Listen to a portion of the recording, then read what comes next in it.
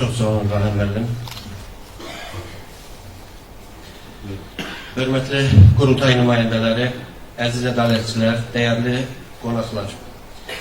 Sizləri Ədalət Partiyasının 9-cu qurultayında salamlamaqdan olduqca məmnunum.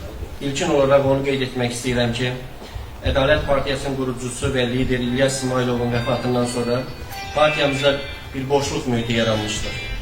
Bu vəziyyət təbiidir və hər bir liderin yoxluğu özündən sonra müəyyən təlatümlər yaradır.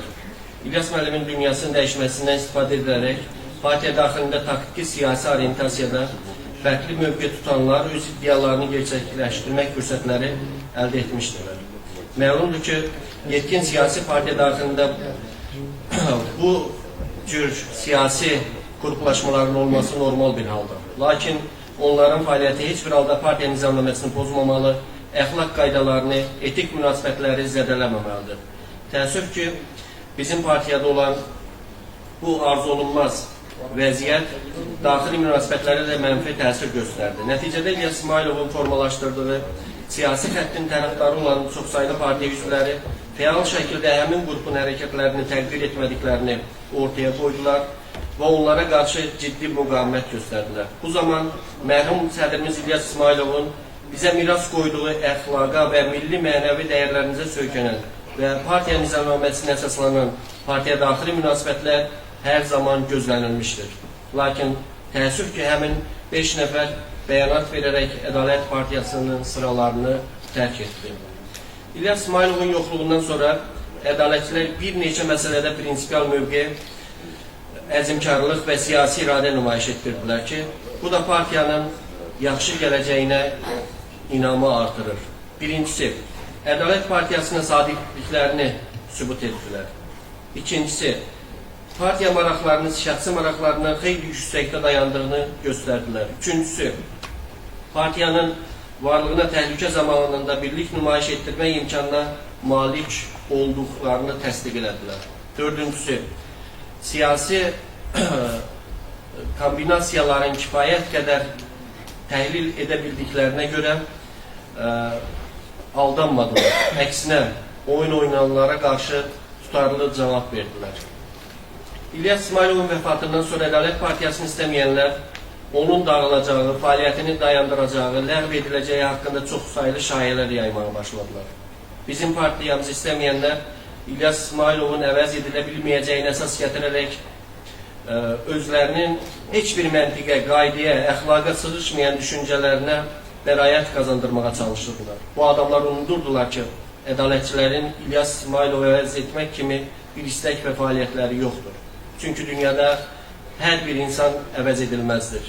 Lakin İlyas İsmayılovdan sonra Ədalət Partiyasına rəhbərlik edə biləcək xeyli sayda üzvlərimiz var və onların formalaşmasında İlyas müəllimin müstəsna xidmətləri olur. Bütün bunlar isə partiyamızın zənginliyindən xəbər verir. Ötən bir ay müddətində partiyanın idarə olunmasında qurultaya hazırlıq üzrə Təşkilat Komitəsi partiya daxili ənənələrə sadiqlik nümayiş etdirmişdir. 9-cu qurultaya hazırlıq üzrə Təşkilat Komitəsi aprelin 19-unda 9 nəfər heyətdən ibarət yaradılmışdır. Bu müddət ərzində 10 iclas keçirmiş və qurultaya hazırlıqla bağlı məsələləri həll etmiş, partiyanı ləkələməyə çalışan bütün tərəflərə layiqli cavab vermişdir. Fəaliyyətimiz dövründə rayon təşkilatlarının sədrlərinin təmsil olduğu WhatsApp qrupu yaradılaraq, baş verən hadisələr operativ olaraq birgə müzakirə edilmişdir. Təşkilat Komitəsi mediada müvafiq təbliğat kampaniyasını təşkil etmiş, ölkə mediasının diqqət mərkəzinə düşən bir mətbuat konferansı keçirmişdir. Təşkilat Komitəsinin üzvlərinin dəstəyi ilə 56 rayon təşkilatından 54-də konferanslar keçirilmiş, qurultaya nümayəndələr seçilmişdir. Sizlərin qarşısında Təşkilat Komitəsinin üzvləri Rahim Nuriyev, Çingiz Abbasov, İshak Hacıyev, Elman Bağırov, Məhərrəm Mustafa, Avtandil Məmmədov, Şaban Motuxov, Abbas Ümbətliyə, eyni zamanda partiya funksionerlərindən Eldəniz Xəlilov, Müşfiq Ələkbərov, Aydın Abbasbəyli, Rafiq Əsədov, Məcid Məmmədov, İlşad Qafarov, Elxan Zeynalov, Rüstəm Vəliyevə göstərdikləri qətiyyətə, cəsarətə və əzmkarlığa görə təşəkkür edirəm. Ədalət Partiyası artıq bütün gərginlikləri, çəkişmələri arxada qoyub. Partiyamız köhnəlmiş və ona ziyan vura biləcək hər cür nüansları inkar etməkdədir. İnkar bütün inkişaf prosesində labüd və qanuna uyğun zərurətdir. Bu inkar partiyamızın inkişafının sonraki gedişi üçün əlverişli şərait yaradacaq. İnkar prosesində inkişaf üçün qeyri-ümidverici, köhnəlmiş, hadisənin sonraki inkişafını ləngidən tərəflər, hadisələr sıradan çıxır. Eyni zamanda köhnədə olan bütün müsbət cəhətlər saxlanılır. Biz inkişafın bu mərhələsini yaşadıq və artıq yeni inkişaf pilləsinə qədəm qoyduq. Silkələndik, durulduq, yeniləndik və təzələndik. Bununla da demək olar ki, Ədalət Partiyası dünyada baş verən yeni çağırışlara adekvat cavab verə biləcək bir durumda siyasi fəaliyyətini davam etdirmək əzmindədir. Hörmətli qurultay iştirakçıları, ölkəmizdə 2020-ci il 44 günlük müharibədən sonra yeni münasibətlər sistemi formalaşmış, çağırışlar meydana çıxmışdır. 2023-cü il sentyabrın 19-da 23 saatlıq antiterror əməliyyatı nəticəsində Azərbaycan Respublikası müstəqilliyini bərpa edildiyindən sonra ilk dəfə suverenliyinə qovuşmuşdur. 30 ildən artıq bir müddətdə ölkəmizi inkişaf etməyə qoymayan, ağır yük kimi çiyinlərimizdə daşıdığımız Qarabağ problemi nəhayət ki, ordumuzun gücü sayəsində özünün ədalətli həllini tapmışdır. Problemin həllində ölkəmizdə formalaşmış milli birlik mühiti əhəmiyyətli təsir göstərdi. İqtidar, müxalifət və bütövlükdə cəmiyyət eyni hədəfi uğrunda vahid mövqedən çıxış etməyi bacardı. Ədalət Partiyası da bu prosesdə daim milli maraqlarımızın keşiyində dayanmışdır. Artıq Azərbaycan Respublikası özünün ərazi bütövlüyü problemləri ilə məşğul olmaq məcburiyyətindən azad olub və regional güc olaraq çıxış etməkdədir. Bu həm də onun geosiyasi mövqeyindən və zəngin enerji resurslarına sahib olması ilə bağlıdır. Nəzərə almaq lazımdır ki, 21-ci əsrdə qlobal siyasi, iqtisadi və təhlükəsizlik sistemində baş verən dərin dəyişikliklər yeni dünya düzəni anlayışını gündəmə gətirmişdir. Bu anlayış əsasən Amerika Birləşmiş Ştatlarının dominant mövqeyinin zəifləməsi, çoxqütblüyün yüksəlişi, yeni texnologiyaların təsiri və regional güclərin rolunun artımı ilə əlaqədardır. Belə ki, ABŞ və Qərb blokunun nüfuzunun nisbi azalması, Çin, Rusiya, Hindistan, Türkiyə, İran kimi dövlətlərin beynəlxalq münasibətlərdə təsirinin artması, NATO, Avropa Birliyi, BMT kimi qurumların rolunun yenidən müzakirə olunması yeni dünya düzəninin əsas xüsusiyyətlərindən hesab olunur.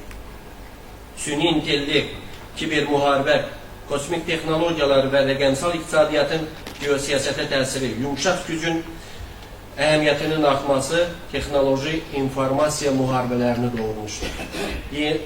Yaşıl enerjiyə keçid və neft qazın təsirinin nisbi azalması, regional ticarət bloklarının güclənməsi, ABŞ dollarına alternativ valyuta sistemlərinin yaranması, enerji və iqtisadi dəyişikliklər kimi xüsusiyyətləri meydana çıxarmışdır. Ənənəvi müharibələrdən hibrid müharibələrinə keçid, terrorizm, miqrasiya və iqlim dəyişikliyi kimi transsərhəd problemlər təhlükəsizlik paradigmalarının dəyişməsini şərtləndirmişdir. Azərbaycan, Türkiyə, Pakistan kimi ölkələrin yeni strategiyaları, Rusiya-Çin yaxınlaşması və Avrasiyaçılıq ideyalarının meydana çıxması ilə regional ittifaqların artımı müşahidə olunmaqdadır. Yeni dünya düzənində Azərbaycan balanslaşdırılmış xarici siyasət qurmalıdır. Enerji və nəqliyyat dəhlizləri vasitəsilə geostrateji əhəmiyyətini qorumalıdır. Hərbi və texnoloji inkişafla investisiya etməlidir. Türk dünyası ilə inteqrasiya və beynəlxalq hüquq platformalarında aktiv diplomatiya yürütməlidir. Çünki yeni dünya düzəni qeyri-sabit, çoxqütblü və rəqabətli mühitdir. Azərbaycan üçün əlavə vəzifə öz suverenliyini qoruyaraq dinamik dünyada maraqlarını effektiv təmsil etməkdir. Belə ki, Azərbaycan öz suverenliyini və ərazi bütövlüyünü qorumaq üçün güclü dövlətçilik siyasəti yürütməlidir. Heç bir beynəlxalq təşkilat və ya qüvvələrin daxili işlərinə qarışmasına icazə verilməməlidir. Türkiyə və Mərkəzi Asiya ölkələri ilə strateji tərəfdaşlığı gücləndirmək məqsədi ilə Türk dünyası ilə inteqrasiya prosesini davam etdirməliyik.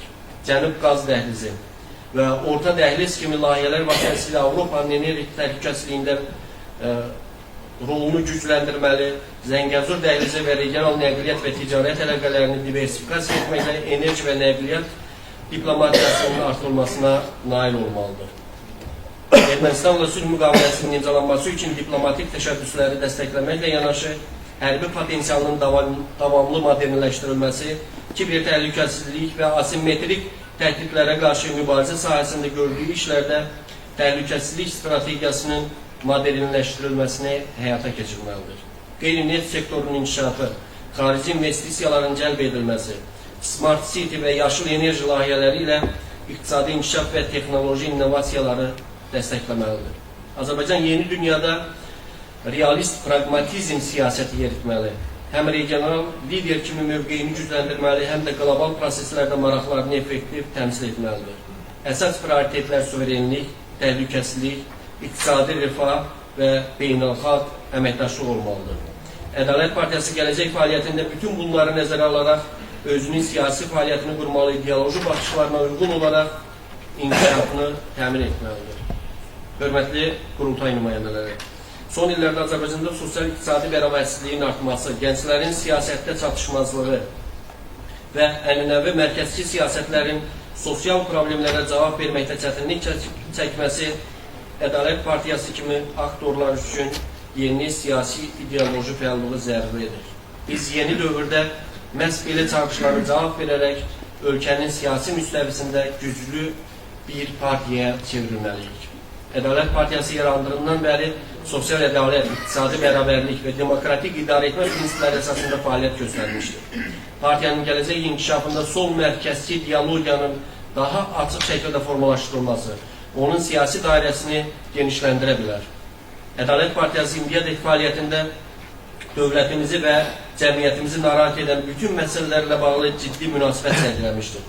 Həm qanunvericilik sisteminin təkmilləşdirilməsi, həm idarəçiliyin keyfiyyətinin artırılması, cəmiyyəti narazı salan halların qarşısının alınması məqsədi ilə mütəmadi olaraq təkliflərlə çıxış etmişdir. Bundan sonra da ənənəsinə sadiq qalacaq. Ədalət Partiyası aşağıdakı əsas prinsipləri öz fəaliyyətində başlıca meyar kimi əsas götürəcək. Birinci, sosial ədalət və bərabərlik prinsipini, ictimai rifahın artırılması, yoxsulluğun azaldılması istiqamətindəki fəaliyyəti ilə cəmiyyətimizin ictimai tələbinə adekvat reaksiya verəcək. İkinci, ictimai xidmətlərin gücləndirilməsi sahəsində fəaliyyətin qurulması və təkmilləşdirilməsini təşkil etmək. Buraya əsasən pulsuz və keyfiyyətli təhsil, səhiyyə, sosial təminat xidmətlərinin şəffaf, hamıya çatan və qanun tələblərinə uyğun qurulmasının təşkili daxildir. Bu sahədə xüsusilə boşluqların aradan qaldırılması cəmiyyətimizin gələcək sağlam inkişafı baxımından olduqca əhəmiyyətlidir. Üçüncüsü, işçilərin hüquqlarının müdafiəsi istiqamətində fəaliyyət göstərmək, əmək qanunvericiliyin islahatı, minimum əmək haqqının real tələbata adekvatlığının təmin edilməsi, iş mühitində işçinin qanunla ona verilmiş hüquqlarının diqqətdə saxlanılması. Dördüncü, korrupsiya və rüşvətxorluğa qarşı mübarizə, qanunun aliliyinin təmin olunması. Azərbaycanın hər bir vətəndaşı qanun qarşısında bərabər olmalı, dövləti və cəmiyyəti içəridən yeyən korrupsiya və rüşvətxorluğa qarşı birgə mübarizə aparmalıdır. Beşinci, siyasi institutlaşmanı dəstəkləmək. Siyasi institutlaşma cəmiyyətdə sabitlik, nizam-intizam və davamlı inkişafı təmin edir. Altıncı, ekoloji davamlılıq sayəsində inkişaf etmiş ölkələrin təcrübələrindən yararlanmaqla Azərbaycan xalqının gələcəyini qarantiya alınmasını təmin etmək. Buraya yaşıl iqtisadiyyatın dəstəklənməsi, ətraf mühitin qorunması, yaşıl düşüncənin inkişaf etdirilməsi daxildir. Bu prinsiplər Ədalət Partiyasının mövcud proqramı ilə uyğun gəlir və partiyanın daha geniş seçici kütləsinin dəstəyini qazanmasını şərtləndirə bilər. Hörmətli qurultay nümayəndələri, Ədalət Partiyası öz fəaliyyətində potensial çətinliklər və risklərlə də qarşılaşmaqdadır. Buraya ideoloji uyğunsuzluq, iqtisadi liberalizm tərəfdarlarının narazılığı, rəqib partiyalarla rəqabət, media və nüfuz mərkəzlərinin təzyiqi daxildir. Lakin bütün bunlar Ədalət Partiyasını zəiflədə bilməz. Digər oxşar ideoloji platformaya malik siyasi partiyalarla əməkdaşlığın yaradılması, lazım gələrsə seçki ittifaqlarının qurulması ilə Ədalət Partiyasının öz hədəflərinə çatmasına nail olmaq mümkündür. Partiyamızın mövcud sosial-iqtisadi problemlərə, effektiv cavab vermək və gənc seçici kütləsinin dəstəyini qazanmaq üçün gələcək fəaliyyətində hər zaman uğura aparan yolu seçəcəkdir. Diqqətinizə görə təşəkkür edirəm.